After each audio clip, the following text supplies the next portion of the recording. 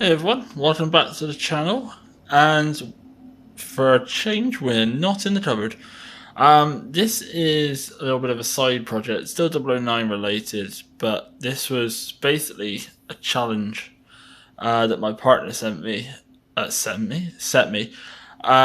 whether I could build a layout to exhibition standards out of offcuts. Offcuts of wood for the baseboard and offcuts of track and spare bits of track I had lying around. And this is where we're at. So far the net has tossed probably around the £15 mark. And that was mainly on the static grass, the ballast, and and a bit of wire. I needed some more wire. But apart from that, everything you see on the layout right now is stuff that I already had.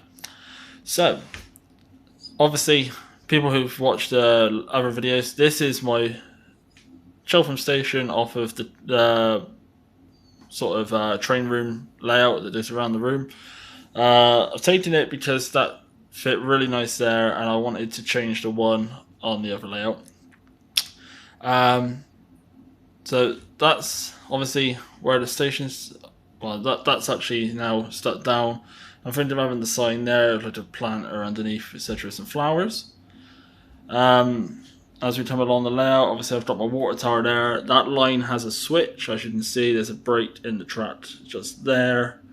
So I can store a loader in there or a tram or something. And then, yeah, it just trundles off into the fiddle yard out over there. Apologies about the lighting. I'm obviously sat in the kitchen. It's not the greatest. I have a little goods siding along the front. I haven't done the top yet for the goods platform.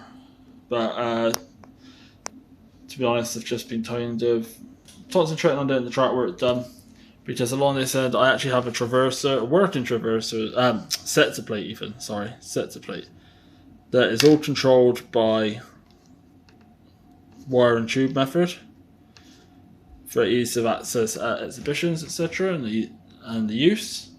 And so all the points all done behind the bat scene. And many of you are probably thinking, why is there random bits of wood? Well, that is because I have made uncouplers. They're not finished yet, but that's how they work. And the train literally just runs over them, and I raise that slightly, opens them up, and the train can trundle off. And that is in certain places on the layout where I think I'm going to need them.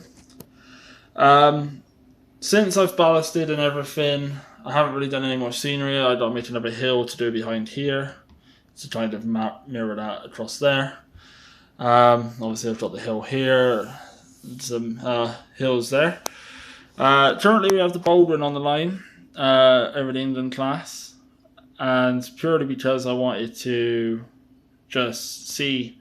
I use this as basically, because I've ran this one in and I've had this for quite a while now. I know it's a really good runner, and when I do the test everything, it's just to make sure that it all runs nice, which it does. Everything runs, and both the Prince class, England Prince, sorry, and the Baldwin all run nice on the layout, all fit on the set to plate, etc. So that's all good.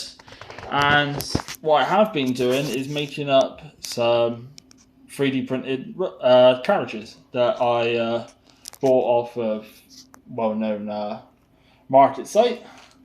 And so they literally come in bags like this, and you got roofs, couplings. I haven't actually stuck any of these down as of yet, but I've built them up ready for priming. I've sanded them down. I haven't put any of the seats in yet either, but they come already fitted with metal wheels, which is actually quite a nice feature. So the running of them is really nice, and I've done a Dards one, and the Dards van, or the Dards carriage, actually comes with a lamp. I can't find which bag it is, I've got several to make. So it comes with a lamp with a red gem in the back, which is, again, a rather nice feature to include. And one thing about this layout I'm trying to get that back on the track now. One thing about this layout it offers is that because I've done a sector plate, I don't need the space for a point, meaning I can now run longer trains, which is kind of why I wanted to do a sector plate. Because I currently have another one normal carriage to make, so you're talking to about there, but I can actually fit up to there, plus where the loader is. So I'm thinking I'll probably order another 2 of these carriages, just normal carriages, so then it all fits nicely. And again, this layout is meant to be an exhibition layout built on a budget to show that you can get things to exhibition standards on a budget. Now, obviously, I've still got to paint the track. I still got to add so much detail. I've got to do, field detail, bushes, fences, the whole lot, and obviously all of this area yet. So there's still loads I want to do to it. So this is to be my main focus now for the next couple of months. And yeah, I'm gonna bring you guys along with me, and hopefully you guys will enjoy sort of the journey it takes.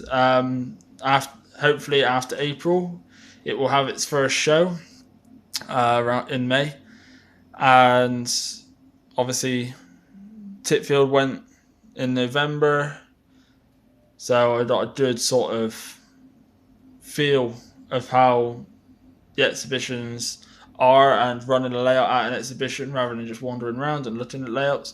Hence why I've put in all these sort of features from the get-go of, uncoupling, etc., etc. So,